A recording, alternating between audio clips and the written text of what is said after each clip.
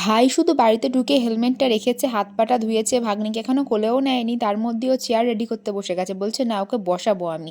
তো ভাগ্নির সঙ্গে একটুখানি কথা বলতে না বলতেই ও এখন চেয়ার রেডি করতে বসে পড়েছে।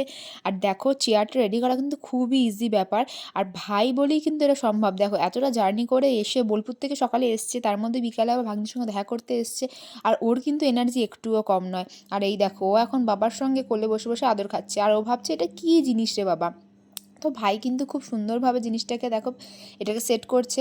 আর দেখতে আমারও খুব ভালো লাগছিল, আমি না ভিডিও করে মনে হচ্ছিলো যেন ওর সঙ্গে গিয়ে হাত লাগাই। তো যাই হোক, এবং এখন তো ভাই এটাকে সেট করেই নিচ্ছে। এরপর তোমরা একটা কাণ্ড দেখতে পাবে আমার মেয়ে এটার সঙ্গে কী কী করেছে। আমি তো প্রথমে ভাবছিলাম যে হয়তো ভয়ে বসবেই না, এরকম সেম চেয়ার কিন্তু আমার বুনিরও ছিল জানো, সে না এত কান্নাকাটি করে ছোটোবেলায় বসতোই না। এই দেখো এবার হচ্ছে তাকে বসানোর পালা। সে তো খুব খুশি। আমরা তো প্রথমে ভেবেছিলাম ভয় পাবে। ও বাবা! ভয় ডর তো ওর জীবনে কিছু নেই। ও বসে বসে আরামসে দোল খাচ্ছে আর মামার সঙ্গে খেলা করছে। দেখো ওর মুখটা দেখেছো যে কতটা পরিমাণে খুশি হয়েছে?